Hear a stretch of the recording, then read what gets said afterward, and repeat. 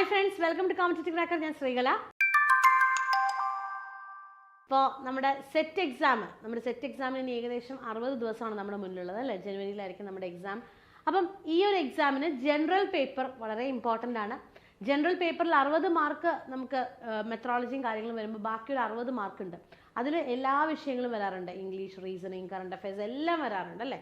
അപ്പോൾ അതിൽ ഇംഗ്ലീഷിൻ്റെ ഭാഗമായിട്ടാണ് ഞാനിന്ന് വന്നിരിക്കുന്നത്. പ്രധാനമായിട്ടും ഈ കഴിഞ്ഞ പ്രാവശ്യങ്ങളിൽ ചോദിച്ച ചോദ്യങ്ങൾ ഇൻക്ലൂഡ് ചെയ്തുകൊണ്ട് ഏതെല്ലാം രീതിയിൽ മാറ്റങ്ങൾ വന്നു. ഇപ്പോൾ നമുക്കറിയാം, കഴിഞ്ഞ പ്രാവശ്യത്തെ അല്ലെങ്കിൽ കുറച്ച് നാളുകൾക്ക് മുമ്പുള്ള സെറ്റ് എക്സാമിന് കുട്ടി പാസേജസ് തരാറുണ്ട്, ചെറിയ പാസേജസ് തരാറുണ്ട്. അതിൽ നിന്ന് ക്വസ്റ്റ്യൻ ചോദിക്കാറുണ്ട്. ഗ്രാമറും നോൺ ഗ്രാമറും ഇൻക്ലൂഡ് ചെയ്യാറുണ്ട്. പക്ഷേ ഇന്ന് ഈ കഴിഞ്ഞ 2 പ്രാവശ്യങ്ങളായിട്ട് നമ്മൾ കാണുന്നത് എന്താ, ഗ്രാമർ പോർഷൻസിനേക്കാളും നോൺ ഗ്രാമർ, അതായത് വൊക്കാബുലറി ഭാഗങ്ങൾക്ക് ഇമ്പോർട്ടൻസ് വരുന്നുണ്ട്.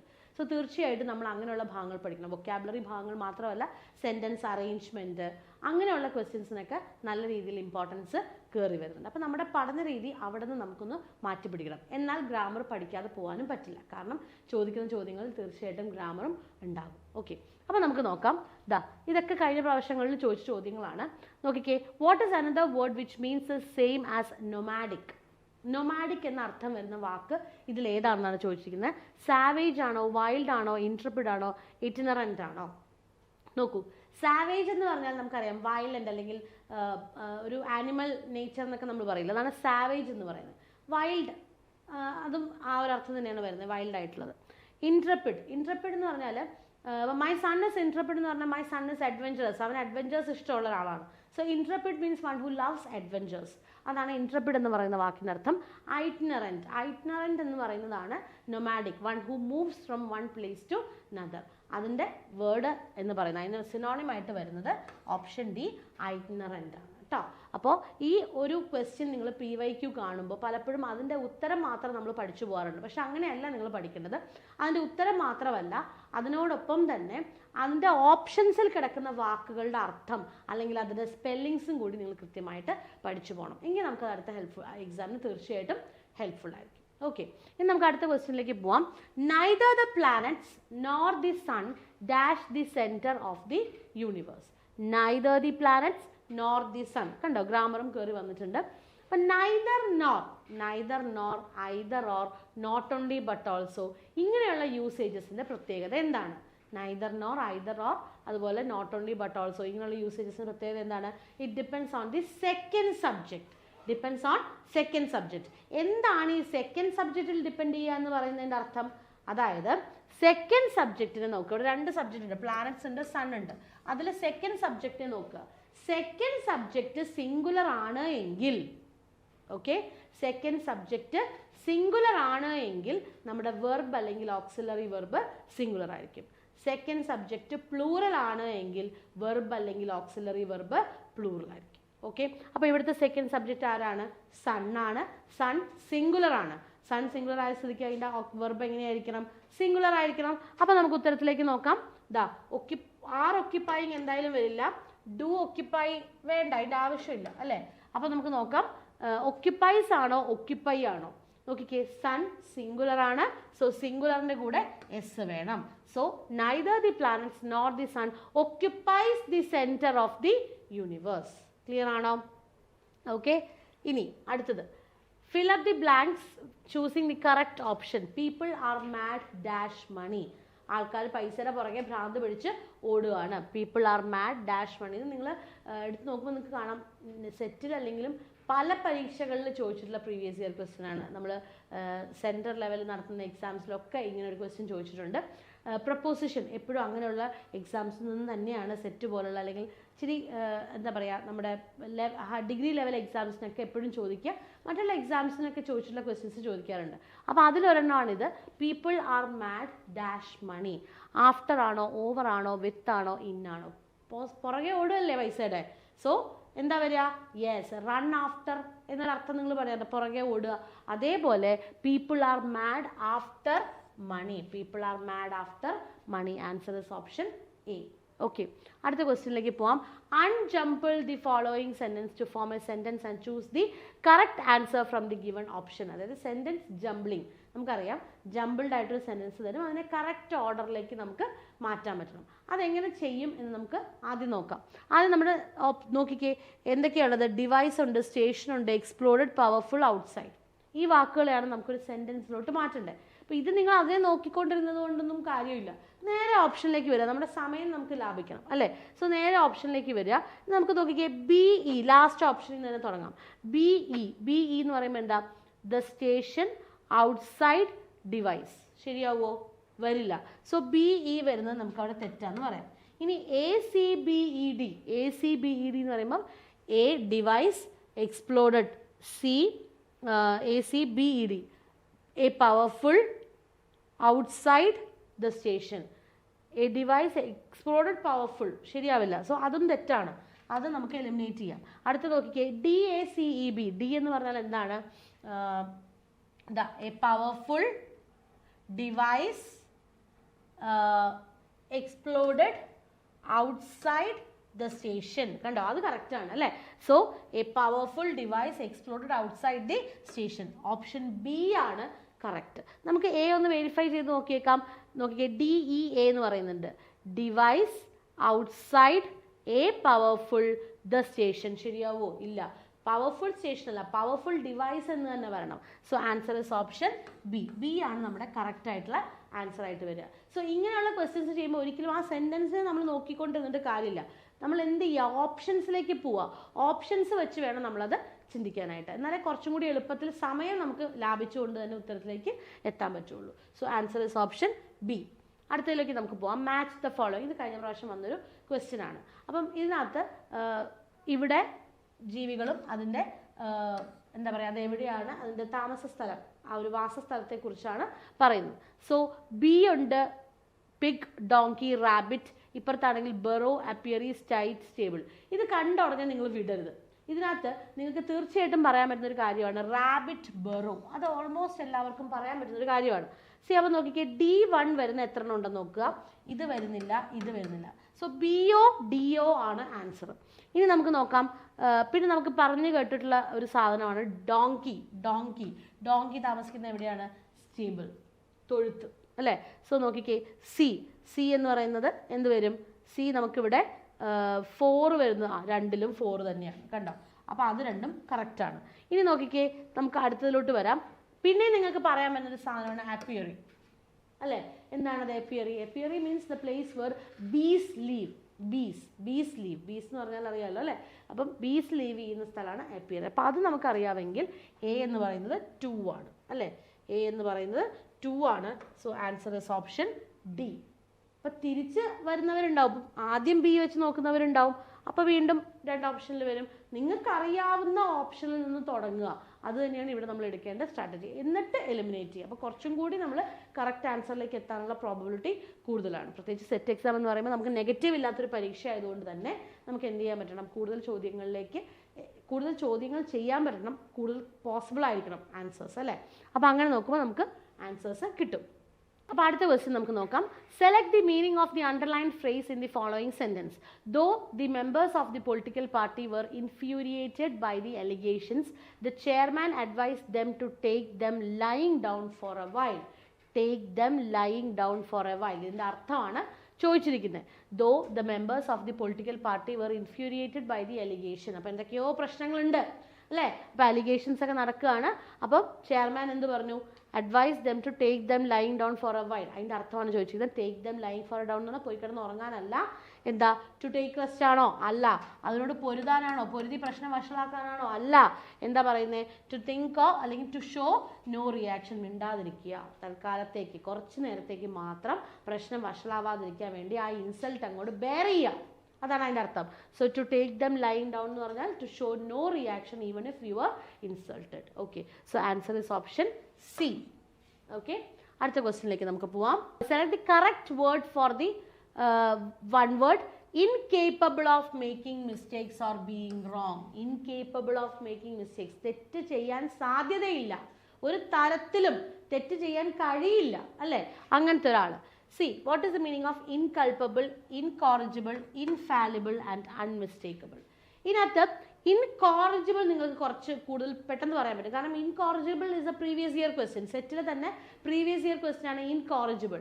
ഇൻകോറിജിബിൾ എന്ന് പറഞ്ഞാൽ വാക്കിൽ തന്നെ ഉണ്ട്. ഇന്നെന്ന് പറഞ്ഞാൽ പറ്റില്ല എന്നാണ് അർത്ഥം, അല്ലേ? സോ ഇതിൽ മൂന്നിലും ആ ഇന്നുണ്ട്. ഇൻകോറിജിബിൾ എന്ന് പറഞ്ഞാൽ കറക്റ്റ് ചെയ്യാൻ പറ്റില്ല. മിസ്റ്റേക്സ് വരുത്തില്ല എന്നല്ല, മിസ്റ്റേക്സ് വരുത്തിയാൽ ഒരു തരത്തിലും നമുക്ക് കറക്റ്റ് ചെയ്യാൻ പറ്റില്ല. അതാണ് ഇൻകോറിജിബിൾ. സോ ഇൻകോറിജിബിൾ ആണോ ഇവിടുത്തെ ആൻസർ? മിസ്റ്റേക്സേ മേക്ക് ചെയ്യില്ല എന്നാണ് അതിൻ്റെ അർത്ഥം. സോ ഇൻഫാലിബിൾ എന്ന വാക്കിൻ്റെ അർത്ഥം എന്താണ്?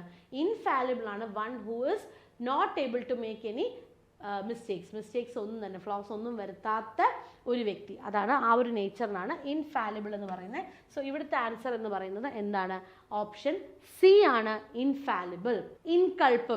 ഇൻകൾപ്പബിൾ എന്ന വാക്കിൻ്റെ അർത്ഥം ഗിൽറ്റ്ലെസ് എന്നാണ്. അതായത് തെറ്റൊന്നുമില്ലാത്ത, one who cannot be blamed, അതാണ് ഇൻകൾപ്പബിൾ എന്ന വേർഡിൻ്റെ അർത്ഥം. സോ ഇവിടെ incapable of making mistakes or being wrong എന്ന് പറയുന്നതിൻ്റെ വൺ വേർഡ് എന്ന് പറയുന്നത് ഇൻഫാലിബിൾ ആണ്. ഇൻകോറിജിബിളും നിങ്ങളുടെ പ്രീവിയസ് ഇയർ ക്വസ്റ്റ്യൻ ആണ്, മാച്ച് ദ ഫോളോയിങ്ങിൽ വന്നിട്ടുണ്ട്. Incorrigible means one who cannot be corrected, നമുക്ക് തിരുത്താൻ പറ്റാത്ത ആൾ. ഓക്കെ, അടുത്ത question. The figure of speech used in the sentence I feel that these patterns are pretty ugly and not up to the mark. Okay, I feel that these patterns are pretty ugly and not up to the mark. എന്താണ് ഇതിനകത്ത് use ചെയ്തിരിക്കുന്നത്? Figure of speech ഏതാണെന്നാണ് ചോദിച്ചിരിക്കുന്നത്. Okay, വളരെ ഈസിയാണ്. അപ്പോൾ figure of speech ഇംഗ്ലീഷുകാർക്കൊക്കെ പെട്ടെന്ന് ചെയ്യാൻ പറ്റും, പക്ഷേ ബാക്കി വിഷയങ്ങളിൽ എഴുതുന്ന കുട്ടികളെ സംബന്ധിച്ചിടത്തോളം ഇച്ചിരി പാടാണ്, പക്ഷേ വളരെ ഈസി ആയിട്ട് പഠിക്കാൻ പറ്റും. ആ ഒരു ക്വസ്റ്റ്യൻ വന്നാൽ വളരെ ഈസി ആയിട്ട് നമുക്ക് ചെയ്യാൻ പറ്റുന്നതാണ്. പ്രധാനപ്പെട്ട ഫിഗർ ഓഫ് സ്പീച്ചസിൽ ഒന്നാണ് സിമിലി. സിമിലി എന്ന് പറഞ്ഞാൽ ഒരു എക്സാമ്പിൾ എഴുതുവാണെന്നുണ്ടെങ്കിൽ, he is like a tiger. Okay, he is like a tiger. മെറ്റഫറും നമുക്ക് അതിനോടൊപ്പം തന്നെ നമുക്ക് പഠിക്കാൻ പറ്റും. He is a tiger. Okay, ഇനി നമുക്ക് എങ്ങനെ ഓർക്കാമെന്ന് നോക്കാം. സി, മെറ്റഫർ എന്ന വാക്കിൻ്റെ അർത്ഥം എന്താ? മെറ്റഫർ എന്ന് പറഞ്ഞു കഴിഞ്ഞാൽ, അതായത് ഹീ ഈസ് എ ടൈഗർ. നമ്മുടെ മമ്മൂക്കാൻ്റെ സിനിമയുണ്ട്, ഏതാണ്? നമ്മൾ ട്രിവാൻഡ്രം സ്ലാങ്ങിലൊക്കെ സംസാരിക്കുന്ന ഒരു സിനിമയുണ്ട്, രാജമാണിക്യം, അല്ലേ? സോ രാജമാണിക്യം സിനിമയിൽ മമ്മൂട്ടി എപ്പോഴും പറയുന്നൊരു വാക്കുണ്ട്, എന്താണ്? 11 പുലിയാണ് കേട്ടാ. പുലിയാണ്. പുലിയെ പോലെയാണെന്നാണോ പറയുന്നത്? അല്ല, പുലിയാണ്. So he is a tiger, പുലിയാണ്. That is metaphor. മമ്മൂക്കയുടെ ഫസ്റ്റ് ലെറ്റർ എന്താ? എം. മെറ്റഫറിന്റെ ഫസ്റ്റ് ലെറ്റർ എന്താ? എം. സോ മെറ്റഫർ ഇനി വർക്കോ? ഇല്ല. So he is a tiger. 11 പുലിയാണ് എന്ന് പറയുന്ന മെറ്റഫർ ആണ്. 11 പുലിയെ പോലെയാണ്. He is like a tiger. He is as ferocious as a tiger. അങ്ങനെ ലൈക്കോ ആസോ ചേർത്ത് വരുവാണെങ്കിൽ അത് സിമിലിയാണ്. മനസ്സിലായോ? ലൈക്കോ ആസോ ഇല്ലാതെ വന്നാൽ ഹീ ഈസ് എ ടൈഗർ, അത് മെറ്റഫറാണ്. അപ്പോൾ ഇത് നിങ്ങൾ മറക്കില്ല എന്ന് വിചാരിക്കുന്നു. ഇനി അടുത്തത് ഓക്സിമറോൺ. ഓക്സിമറോൺ എന്ന് പറഞ്ഞാൽ എന്താണ്? ഓക്സിമറോൺ എന്ന് പറഞ്ഞു കഴിഞ്ഞാൽ രണ്ട് കോൺട്രഡിക്ടറി ആയിട്ടുള്ള വാക്കുകൾ, ഓക്കെ, രണ്ട് കോൺട്രഡിക്ടറി ആയിട്ടുള്ള വാക്കുകൾ ഒരുമിച്ച് കൊണ്ടുവരിക. ഇപ്പം നമ്മൾ പറയില്ലേ ഭയങ്കര ഭംഗിന്ന്. സി, ഭയങ്കരം എന്ന് പറഞ്ഞാൽ ഭയം ഉളവാക്കുന്നത്, ഭംഗി എന്ന് പറഞ്ഞാൽ നല്ലത്. ഇത് രണ്ടും തമ്മിലൊരു ബന്ധവും ഇല്ല, അല്ലേ? സോ അങ്ങനെയുള്ള വാക്കുകളാണ് ഓക്സിമറോൺ എന്ന് പറയുന്നത്. അതുപോലൊരു വാക്ക് ഇവിടെയുണ്ട്, പ്രിട്ടി അഗ്ലി. കണ്ടോ, ഇതാണ് ഓക്സിമറോൺ. അപ്പോൾ ഇവിടെ ഉപയോഗിച്ചിരിക്കുന്ന ഫിഗർ ഓഫ് സ്പീച്ച് ഏതാണ്? ഓക്സിമറോൺ ആണ്. ഹൈപ്പർബോൾ, നാലാമത്തെ ഓപ്ഷൻ ഹൈപ്പർബോൾ ആണ്. ഹൈപ്പർബോൾ എന്ന് പറഞ്ഞാൽ, ഇപ്പം ഞാൻ പറയില്ലേ, എനിക്കൊരു ആനയെ തിന്നാനുള്ള വിശപ്പുണ്ട്. സി, ഞാൻ ആനയെ തിന്നുവോ? ഇല്ല, വിശപ്പുണ്ട്. അത് ആനയെ തിന്നാനുള്ള വിശപ്പല്ല. സോ അങ്ങനെയുള്ളൊരു ഫിഗർ ഓഫ് സ്പീച്ച് നമ്മൾ എക്സാജറേറ്റ് ചെയ്ത് പറയുക. ഞാൻ ചൂടെടുത്ത് മരിക്കുമോ? ഇല്ല, പക്ഷെ നമ്മളത് എക്സാജറേറ്റ് ചെയ്യുക, അതാണ് ഹൈപ്പർബോൾ. അതേപോലെ തന്നെ ഒരു ഫിഗർ ഓഫ് സ്പീച്ചും എപ്പോഴും ചോദിക്കാറുണ്ട്, ദാറ്റ് ഈസ് ആലിട്രേഷൻ. ആലിട്രേഷൻ എന്ന് പറഞ്ഞാൽ, ഇപ്പോൾ ഒരു ഉദാഹരണം പറയുകയാണെങ്കിൽ, she sells sea shells at the sea shore. ഇത് നമ്മൾ പറയിക്കാറുണ്ട്, കുട്ടികളെ കൊണ്ട് ടങ് ട്വിസ്റ്റർ ആയിട്ടൊക്കെ പറയാറുണ്ട്. എന്താ അത്? She sells sea shells at the sea shore. അപ്പോൾ ആ എസ് എന്ന് പറയുന്ന വാക്ക് ഒരുപാട് പ്രാവശ്യം എസ് എന്ന് പറയുന്ന കൺസണന്റ് സൗണ്ട് റിപ്പീറ്റ് ചെയ്ത് വരികയാണ്. അങ്ങനെയുള്ള സെൻറ്റൻസ് ആണ് ആലിട്രേഷൻ. സോ ഇത്രയും കാര്യം അറിഞ്ഞാൽ മതി, നിങ്ങൾക്ക് സുഖമായിട്ട് ഈ ഒരു ക്വസ്റ്റ്യൻ്റെ ആൻസർ കിട്ടും. അല്ലാതെ ഇത് പഠിക്കാതെ പോകേണ്ട ഒരു ആവശ്യവും ഇല്ല കേട്ടോ. അപ്പം ഇതായിരുന്നു നമ്മുടെ പ്രധാനപ്പെട്ട എന്താ പറയുക ഫിഗർ ഓഫ് സ്പീച്ച് ഇവിടെ പഠിക്കാനുള്ളത്. ഇനി അടുത്തത്, which of the following word to synonym relation is correct? ഇതിനകത്ത് ഏതാണ് കറക്റ്റായിട്ട് വരുന്ന synonym relation? Vindictive spiteful, gregarious social, solicit request, aberration, justification. Okay, C ഇതിനകത്ത് നിങ്ങൾ എപ്പോഴും ഓർക്കുക, ഈ ഗ്രെഗ് എന്ന് പറയുന്നൊരു വേർഡ് വന്നാൽ, ഓക്കെ, അതൊരു റൂട്ട് വേർഡാണ്. അതിൻ്റെ അർത്ഥം ഗ്രൂപ്പ്, സോഷ്യൽ എന്നൊക്കെയാണ്. ഓക്കെ, സോ ഗ്രിഗേറിയസ് എന്ന വാക്ക് സോഷ്യൽ എന്ന് പറയുന്നത് കറക്റ്റാണ്. സോ ദിസ് ഇസ് കറക്റ്റ് അല്ലേ. ഇനി സോളിസിറ്റ് റിക്വസ്റ്റ് കറക്റ്റ് ആണ്. വിൻഡിക്റ്റീവ് എന്ന് പറഞ്ഞാൽ എന്താ, ഒരു പകയോട് കൂടി അല്ലെങ്കിൽ ഒരു പകരം വീട്ടാനെന്ന മനോഭാവത്തോടു കൂടി നമ്മൾ എന്തിനോടെങ്കിലും പോവുക, അതാണ് വിൻഡിക്റ്റീവ്. അതേ അർത്ഥം തന്നെയാണ് സ്പൈറ്റ്ഫുള്ളിന് വരുന്നത്. ഇവിടെ അർത്ഥം സെയിം ആയിട്ട് വരാത്തത് അബറേഷൻ ആണ്. അബറേഷൻ എന്ന് പറഞ്ഞാൽ ആ ഒരു നോർമൽ സ്റ്റാൻഡേർഡ്സിൽ നിന്നും വിട്ടു നിൽക്കുക, അതാണ് അബറേഷൻ എന്ന് പറയുന്ന വാക്കിൻ്റെ അർത്ഥം.